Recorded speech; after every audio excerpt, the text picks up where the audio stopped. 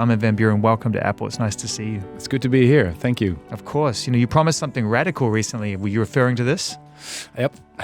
Is it funny where radical is like some of the most thoughtful and delicate music you could probably make in your life, and it's the radical step.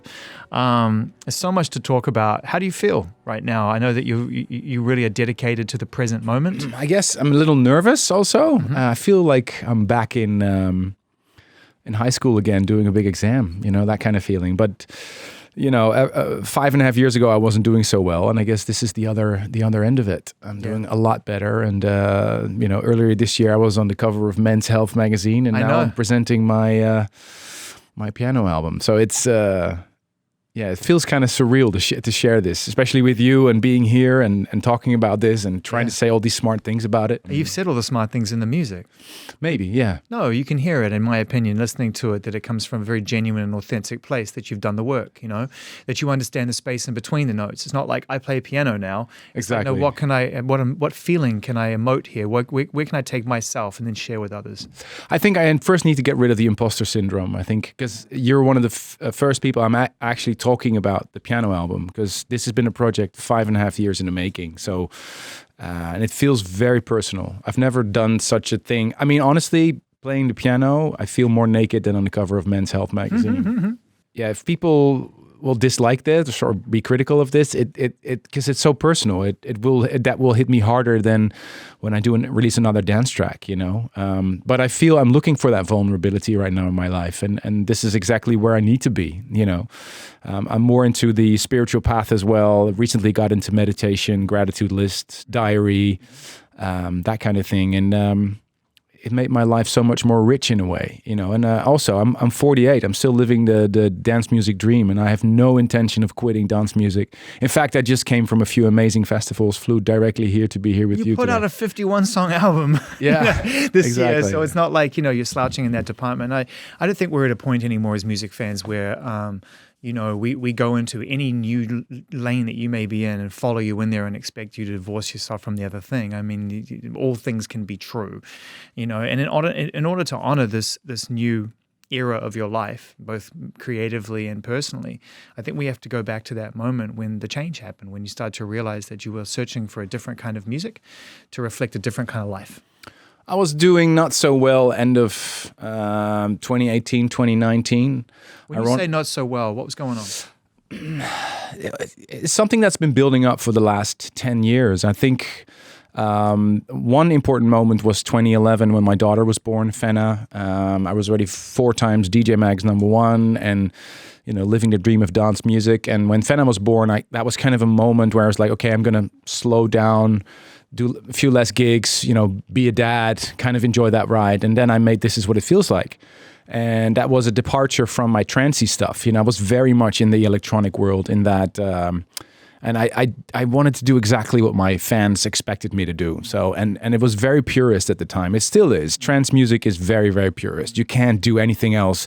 You can't leave the formula, And the birth of Fenna actually gave me a little bit of freedom. Like, okay, I can venture out a little bit and, I can make a commercial track. And I remember Pete Tong premiering the track on Radio 1 because he loved it. And at that point you had, it was still called TweetDeck. And then you had all the tweets coming in. And to my recollection, this is probably not true, but to my recollection, it was only negative. You left, this is commercial, this is cheesy pop and whatever. And of course, that became my big breakthrough track. Such a paradox, isn't it? When you feel like you've made the worst decision you could for the people who've supported you the longest. And then just around the corner is a whole new audience going, we love you, dude. Exactly. It's a strange thing. So I got my Grammy nomination, and instead of slowing down, I'm sure you can remember that era, 2011, 2012, when dance music was embraced, especially here in the US.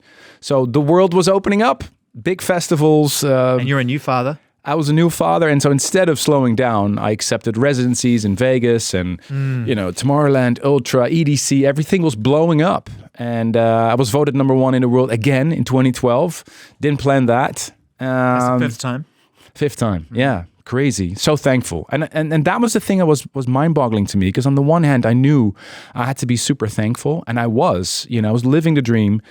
And on the other hand, something was something was boiling inside of me. I wasn't happy. And I'm going to be completely honest with you right now. I started drinking more and more because, when I got to my hotel room, and I just played an amazing gig somewhere, 5,000-10,000 people, and the hotel room door shut. And that's when I had to turn from, Superman into Clark Kent again, from, Batman into Bruce Wayne. How do you process that adrenaline? How do you deal with that? And you're not home. So it's not even, I've got anyone to share that with. Yeah, well, the time difference made it hard to even call home. I'm sure you know the feeling because you've been DJing as well. I did 10 years during that time, and we were talking about this before you came in, and how something had to give for a lot of us, And I was struggling with that, and I was ashamed of that because I felt like I didn't have anything to complain, and I didn't because I had the private jets and I had the adoration from the fans, and I was doing what I was loving, and Armada music was doing great, the radio show was doing great, and then in 2018 Avicii passed, Tim Bergling, and that was had an enormous impact on all of us, I think, and something changed. I think what the good thing was, in general, all of a sudden it was something that was more accepted to talk about. He was struggling. We've all seen the documentary where he was, kind of, killing himself in a way, and it was really, really sad. And there was a Dutch journalist who wrote a column in the newspaper, and he said, "I've never seen somebody being so alone among so many people." Yeah. And that was, of course, about Tim, but it was also about me. And I was lonely. I was super, super lonely. I was, in a strange way, I felt alien from myself. And in all honesty, I just continued, man. I continued. I was still touring, and I know I've got it all under control. Everything's fine. And the drinking got worse and worse. And then it was 2020. I did a bus tour here in the US, a big, big bus tour. All the venues sold out, and it was incredible. But because I did 23 gigs in a row, I wasn't feeling the music anymore. So I was kind of like, part of me is an artist, is a musician, wants to share music. The other person is a little bit of a people pleaser. If I'm, I like the external appreciation from fans. Yeah. I need it. Yeah. And Ian Robertson wrote a book called The Winner Effect. And it stated in that book that being on stage has the same amount of dopamine as a lot of drugs. If you're on stage, it releases so many dopamine in your head that you can get addicted to that. Ask yourself why the Stones are still on stage when they're 80 years old. They're amazing musicians, but why at 80 years old you're still on stage? Well, I think there's a little bit of an answer in that book, and it kind of gave me a heads up, like maybe I'm trying to fill a void in myself with applause from the audience, with appreciation from the audience. Well, to your point, it also creates another layer of detachment, which is already underway. And I know this from experience when the drinking kicks in and you sort of just trying to detach yourself away from the sense that, this not all is well. No. And then you get into a habit of playing the hits because you want that to, again, you're absolutely right. It's like, man, it's not a success unless I get that same, if not better reaction tomorrow that I got tonight.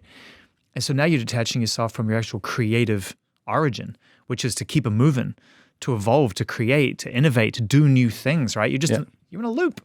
Exactly. That's where I was. And fortunately, that was something that was, we were able to discuss that more, but I didn't open up to that until COVID. And it was such a strange thing because in a way, COVID saved me. There was a press statement, you can ask my press person, there was a press statement that we were going to put out in March of 2020 that I'm going to take a sabbatical, clear my entire, I needed help. I needed therapy. I needed to go look at myself in the mirror. And I did. It was very painful. The cave you fear holds the treasure you seek. And really looking that animal in the face was the hardest thing I've ever done in my life. Who is Armin van Buuren? Who am I? What do I want to achieve? What kind of person do I want to be? And I've heard a lot of people, especially my wife and my children and the people around me, my best friends, and because I was always touring, I had to make choices like between seeing my son play soccer on a Saturday morning, like all the dads did, or getting that big check and hopping on the private jet to Vegas and play an amazing gig. And unfortunately, I chose the second option a lot more than the first one. So I missed a lot. And of course, I hurt my son and my family by doing that. But most of all, I was hurting myself. Yeah. And so during COVID, it was kind of a relief because all of a sudden I didn't have to play anymore. And that's when I seriously considered quitting music.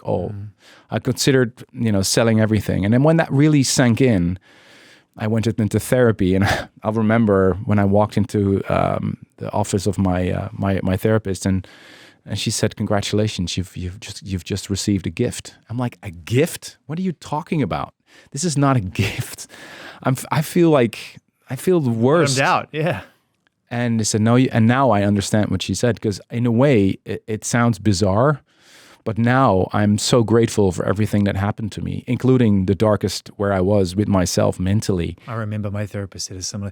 They've got to find a way, I think, to make you realize that the road ahead is going to be tough, but there's a purpose to this beyond just the pain of it, right? Yeah. And I remember my therapist, because I said to my therapist on day one, I was like, "Man, I just want to go back. Like, can I go back before I even walked in this room and just be like ignorant to all of this?" Yeah. And he said, "Bad news and good news. Bad news is there's no going back." But the good news is that if you stick it out and work with me and you commit and you really go through it, life is just so much brighter than you could ever imagine it was. And that's very true. And it's true. It's true. And you need people to tell you that, because you're right. It's a tough road. Doing the work is tough. But I was ashamed. I was ashamed of even being there. Yeah. I felt I let myself down most of the time. How could I have done that, Because you're a human being and we're flawed. Maybe, yeah. We're flawed. And, it was a heady time. And I can't tell you how you were feeling, but I know for myself, speaking for myself, that there's a time when you make those tough decisions where you think in a weird way, you justify you're doing the right thing. Yeah. You're like, I'm trying to keep the lights on here. I'm trying to do what I'm supposed to do, that hunter-gatherer mode, I'm paying the bills here. All that sort of nonsense, that bullshit, right? And somebody's got to break your spell. And it is those kind of people that don't give a shit about that. The therapist who sits down and goes, "Armin van who? Yeah. I don't know you. You're sitting opposite me for the first time. All your success means nothing to me. Who are you really?" Exactly. Powerful work, man. Congratulations. Thank you. Yeah. And honestly, I wish everybody listening this the same. I think for some reason we all need to run into ourselves sooner or later. And with men, it usually comes between the age of 40 and 50. And I hit the wall at 120 miles an hour. I love that you're being so honest and open about this. And we're going to get to this beautiful album in a second. But I just want to spend a couple more minutes just zeroing in on this book that you've opened up about what it is to sort of be drawn into a lifestyle of entertainment, of reward, the trade of giving you a night you'll never forget and giving me a life that I would never thought I would ever live. But then the trade is that there is an unhealthiness that comes from that addiction. And you talked about, Tim, about Avicii, and you're right, that hit heavy. And I spoken to Afrojack after that, years after that, and he was very open and honest. Afrojack obviously well. Mm-hmm. He was very open and honest. We had a similar conversation where he talked a lot about like wanting DJs, especially new DJs who want to try it all, to understand, of course you're going to try it all if you want to, but there is a life. You can be creative and successful and leave that behind. Yes. And I don't feel like we knew that the previous round. Very true. I've yet to come across a DJ who didn't run into a wall, whether it's anxiety, addiction, depression. Yeah. And it's a dangerous business. I mean, this is something I want to say to all aspiring DJs. I mean, in all honesty, this is the best job in the world. I'm so grateful for sitting here. Yeah. But there's a big but. And you're going to run into that wall, and not with your first hit. I mean, when you ride the wave of your first success and you have a club hit and everybody wants to book you and you're received on every airport with fans and you feel great and that's amazing. But where does it stop? And I kind of lost myself somewhere along the way. And that's very, I just want to warn other people. I started these chat groups, these WhatsApp groups. And there's one WhatsApp group that now has 125 DJs, ranging from hardstyle to techno to underground to successful. And everybody's sharing the same story. Amazing. I'm really blown away by that. I love that you've taken it into the community and not just into the public forum or through your music, your art or interviews, but you actually have these conversations with your peers and with, that's a beautiful thing you've created. Thank you. Well, I feel responsible. In a way, my dad's a GP, and he was always trying to fix people. And in a way, maybe that's something I have. I feel responsible, and I really want to urge up and coming DJs to look after your mental health. Please, don't take a personal trainer just for your body. Take one for your mind. It's called a therapist. That part. And also the physical personal trainer, I mean, I could never get past go on that because I didn't realize it was better for here. This will follow here. Yes. Do it for here, and this will then all of a sudden show up at the party, right? Yeah. Let's talk a little bit about the physical transformation, because obviously when you came through the other side of when you got over the first mountain, you realize, okay, there's clarity here. Right. I'm not on the side of shame anymore entirely. Like I can see like there's a horizon and it's different. And it's like, okay, what else can I do? This is a new feeling. A new addiction is a strong word, but a new sense of like, oh, I want to add more to this. What's my body telling me after years of travel, nonstop, not enough sleep, drinking, bad food, loud noise? Let's go. Right? Yep. What am I going to do for my body now as well as my mind? And you've done an incredible job. Let's talk about how you got yourself into a situation where you get on the cover of Men's Health magazine. That's no slouch, bro. I saw your abs. Thanks, Bravo. bro. Amazing. Well, it's a little bit vain. Let's put it that way. No, it's inspiring. Of course, yes, it's vain, but it's also... It can be inspiring and vain at the same time. I'm proud of the result, but I'll tell you, the biggest transformation that I've realized, especially in my age, what you're doing is top sport. When everybody's having a great time, best time of their lives, they're going out to clubbing, they're going out to a party, that's your job. It's your job to deliver the best time, to deliver them the best time. So you need to look after yourself. So what I'm doing, I have now the routine of an athlete. So I have the same eating schedule and pattern as somebody who does, I don't know, professional sports for the Olympics or whatever. And that's how I approach my my living. I'm super strict on sleep, very, very strict on sleep. I need to sleep 8 hours a night. And if I don't, then I need to catch up somewhere. I'm super, super strict on my food, my diet. 8 hours a night? 8 hours a night. Yeah, I love that. I can't escape that. And that's something my trainer said as well. So taking Jasper is the name of the guy that coached me to the Men's Health cover. And because initially I said no to the cover. I said, that's not me. That's not where I want to be. But my wife is really into sports as well. And we have a personal trainer already together. And she was like, no, but I'm interested in to see what the diet is like. And I was like, really? You want to do this? I said, well, let's go. So what I did, I paid for the Men's Health shoot myself. So I had a get out of jail free card in case I didn't feel comfortable showing my body. You could bury the photos. Exactly. Love that. So that's what I did. Other than other models who do that. And I said, let's do the shoot. Let's go for it. And then my wife and I together, we decided, okay, let's go for it. But because I paid for the shoot myself, I had that option. Yeah. And what I learned throughout the dieting and the training program, it's actually not that hard. You have to have a little bit of discipline. It's 5 days a week, 1 hour of training in the gym, pretty standard stuff, some weightlifting, bit of cardio, bit of and then nutrition, man. Everything is nutrition. That's the one. No one wants to focus on that. You put me in the gym for an hour all day and I'll knock it out the park, but don't tell me I can't eat what I want to eat, right? And that is the secret between staying in shape and being on the cover of Men's Health is what are you putting in your body? Well, I had cheat meals. I had, even a week before I did the cover shoot, I had a cheat meal. And I just What's a cheat meal for AVB? What do you eat? A cheat meal, I don't know, gorgeous steak with some fries and stuff, Fries are the worst for your body. But, I know. But you can have cheat meals, even if you're on the cover of Men's Health magazine. You can have a cheat meal. Congratulations, and it's cool. And like I said, I think it's inspiring. And I think, also, I'm 52, you're 48, people at our age, I think it's cool that, you want to let people know that, as we start to move into the mature side of the life cycle, that there is actually, a reason to get up and put the work in, right? And it's not like, the best years of my body are behind me. I feel fitter and healthier than I ever have in my entire life. Me too. Period. This music. We started the conversation by saying that, I feel like, we're in quite a similar place in terms of appreciating that side of music. I also come from a very sort of dynamic, I love hip hop and rock music and dance music and all the things with tempo and dynamic energy, right? And then when I discovered Winged Victory for the Sullen, it changed my life completely and I went on a very deep, deep experience because I realized it wasn't background music, it was as foreground as Slipknot to me. This has weight to it in the same way that Deftones does to me. The notes hit just as heavy, the feelings feel just as present, and it's not really about the distinction of genre, it's the feeling that I get from this music. So I'd love to now begin by talking a little bit about how this piano album came about, because I think it's important that your fans and anyone who's curious about you knows that this wasn't done with AI, there were no shortcuts.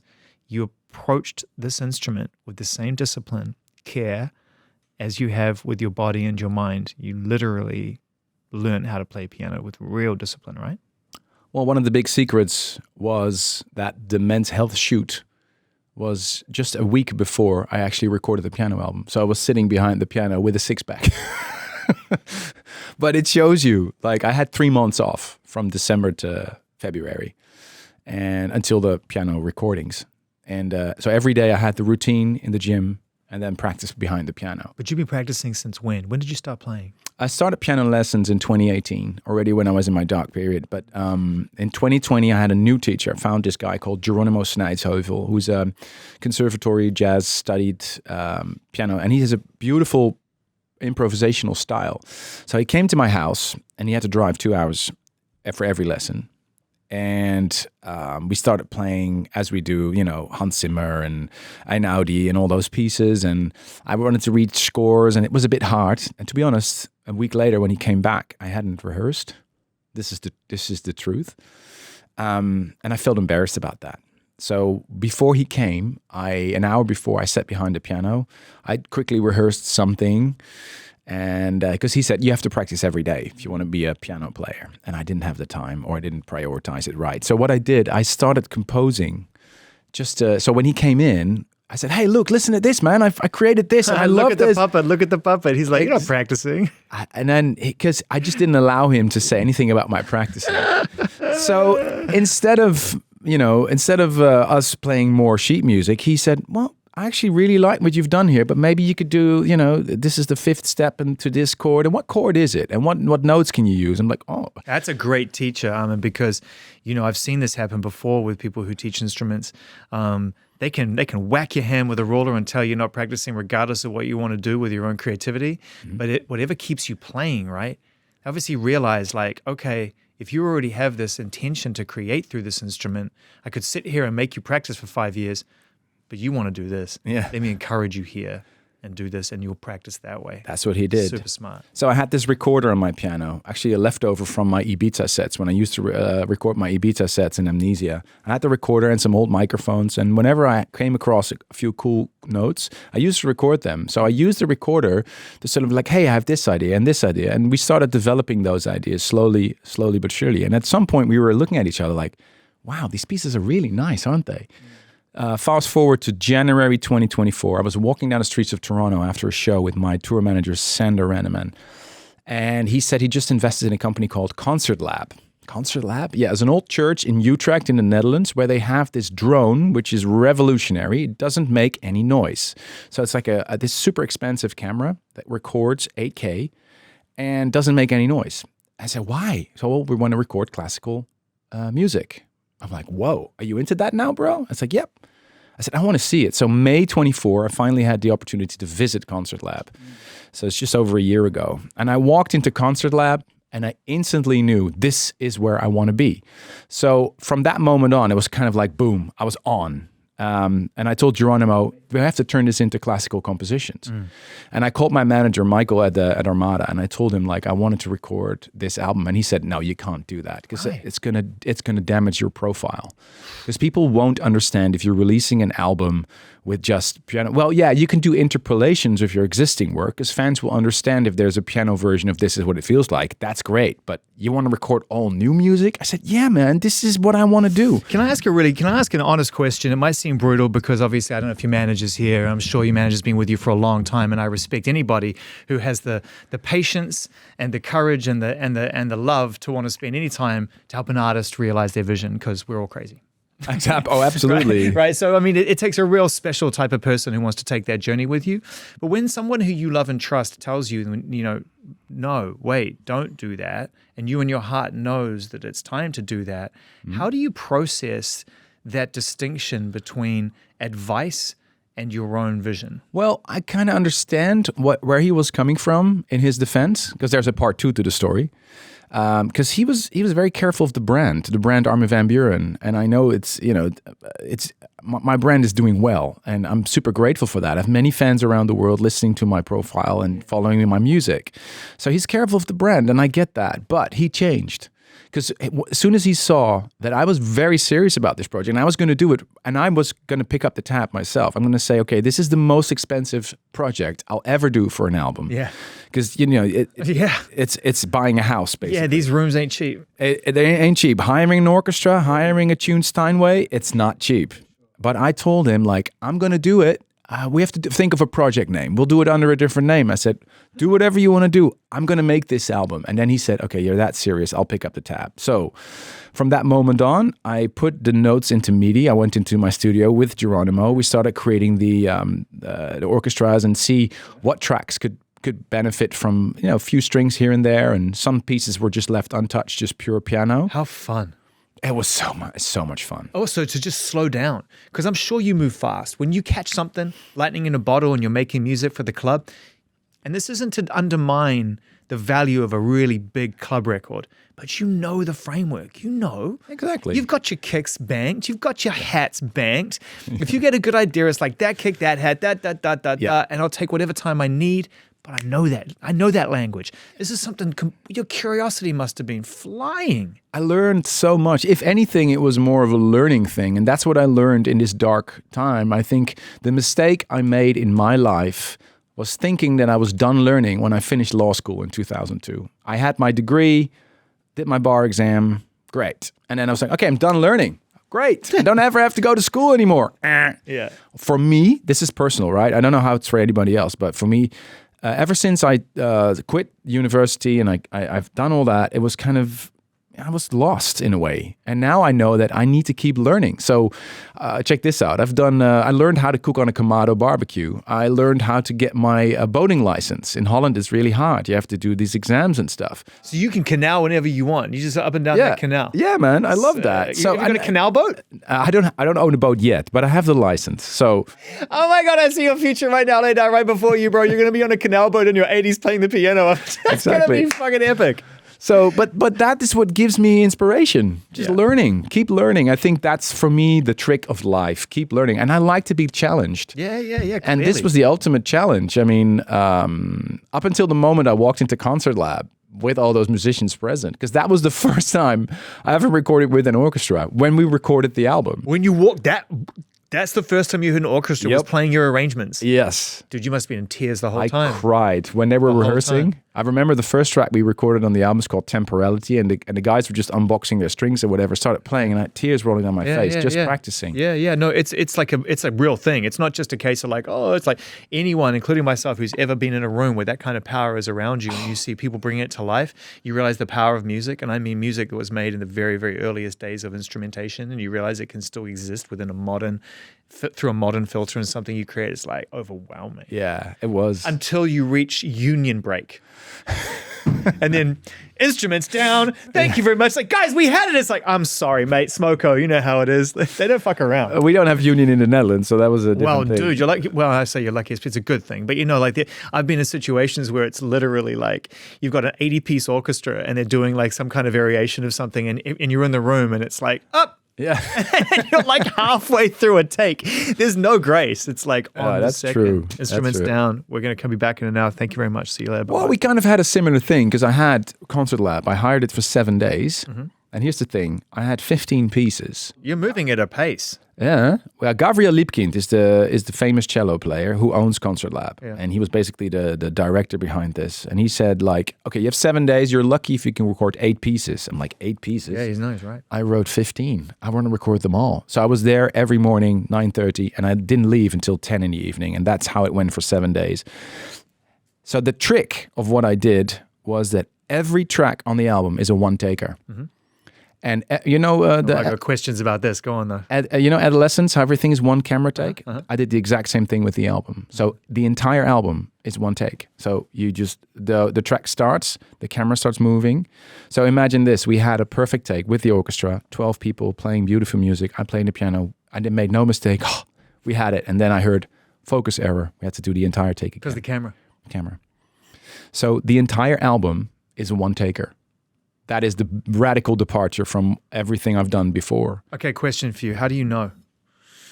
You know what moves the floor, you know what moves you, but when you're in a situation where, and that is pressure, you're trying to get 15 songs done in 7 days. There's not really a lot of time, you're thinking about the mixes you're going, you got to capture the room, everything's captured. Right? Everything's captured. How do you get yourself into a position where you finish and you know what it felt like to play, and then you're able to let it go because you got it for everybody else, not just for you? because you're not going through 55 different iterations and all these little fine tunings, and you're in your grid and your software figuring it all out. And by the end of it, you're so fucking sick of it, you just can't wait to let it go. It's like you got it once. How do you know when it's good enough? I just knew. It's the only answer I can give. With every recording of every track, there was one track, it's called Soaring Kite on the album. It's track number 14. And I couldn't record it without mistakes.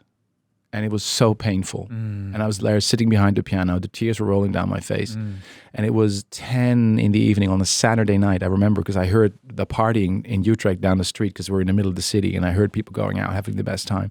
I drove home crying for the first time. I called my wife.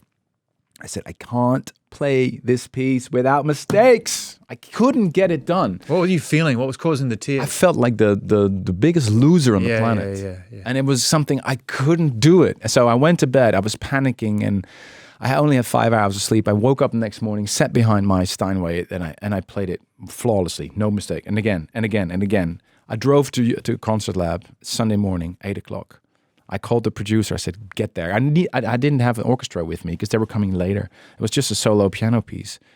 And then at 9:30 in the morning, quickly put on the camera because, the camera was telling a story. So that was kind of a route the camera was taking. And especially the first take, it was close on my fingers. So it made me extra nervous because the camera was like here. And then I ended up doing it. And that was the biggest reward.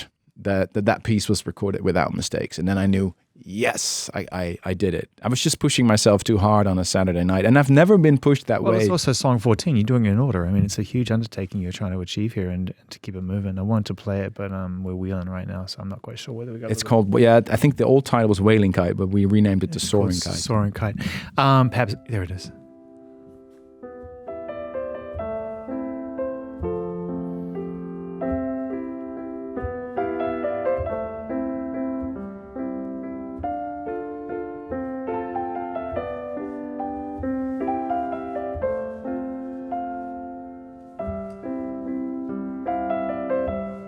So crazy hearing the sound of the room.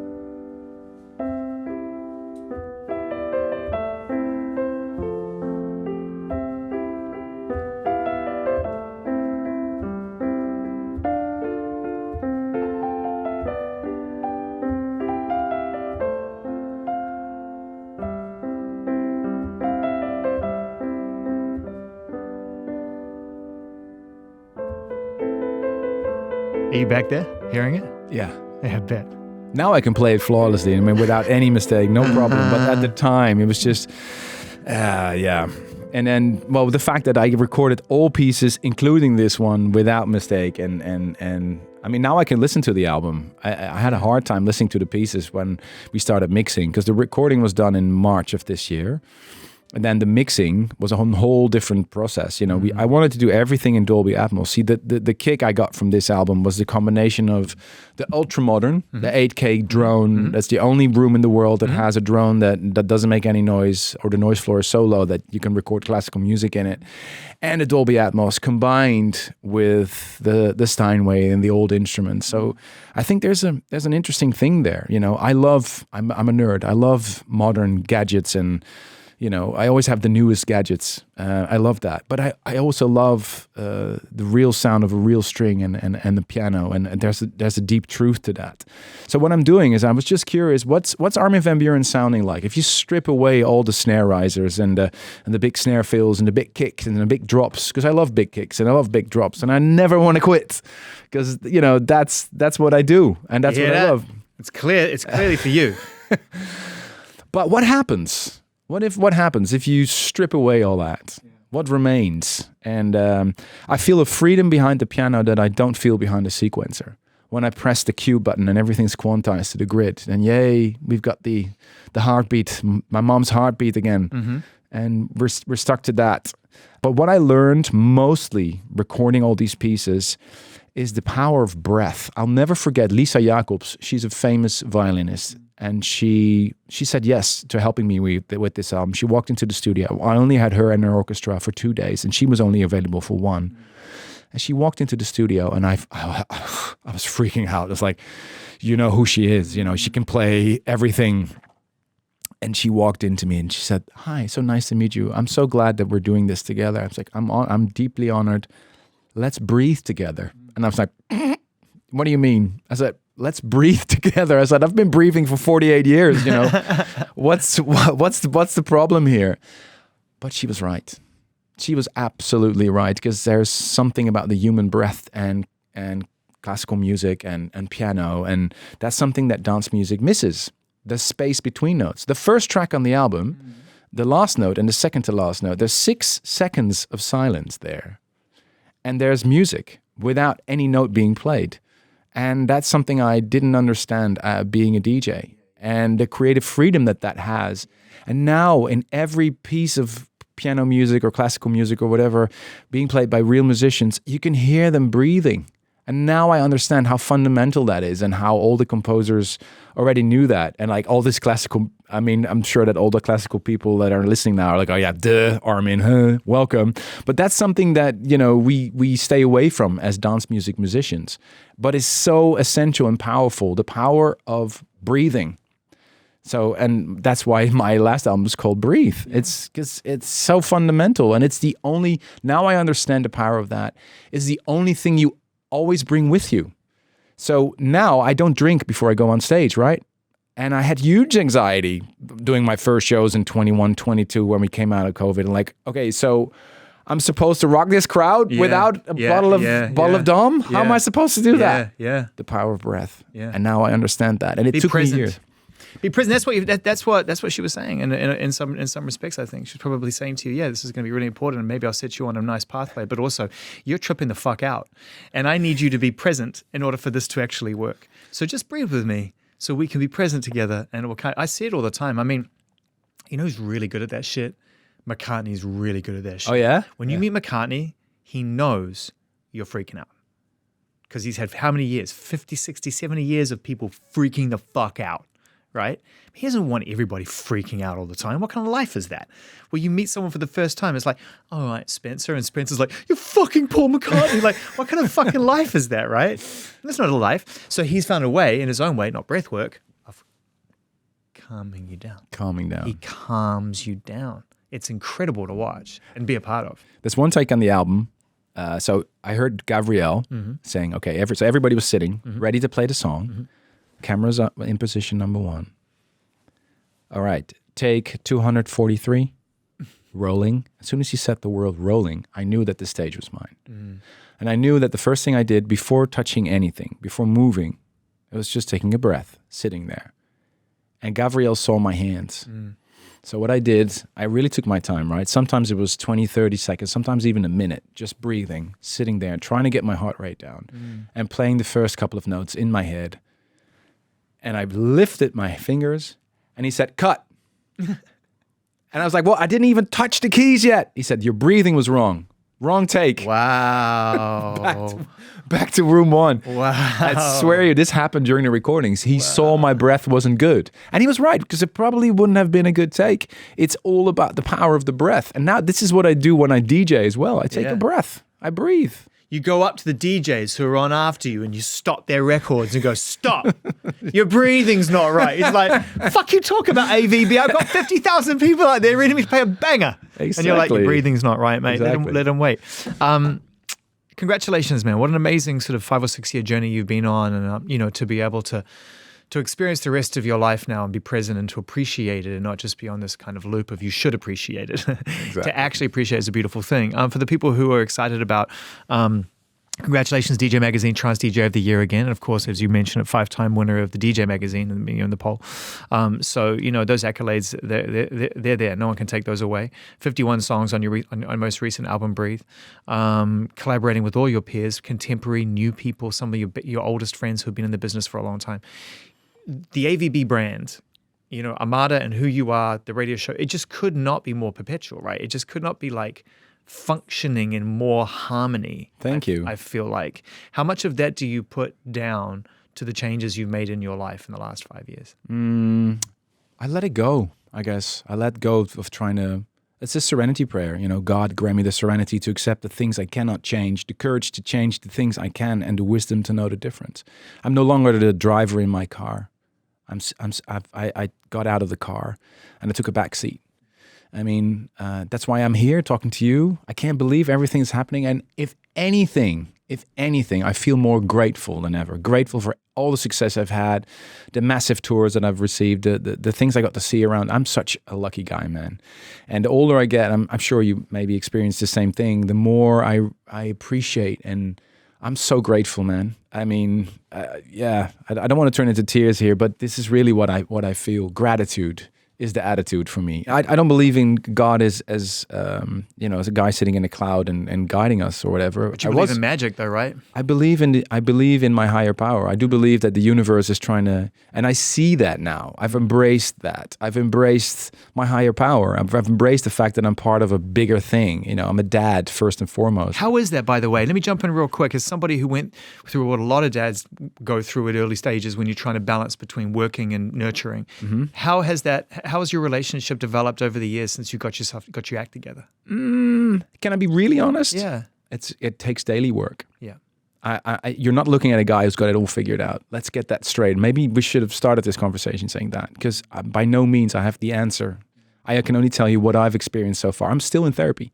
I still have my gratitude list every day. I can show you my gratitude list from today.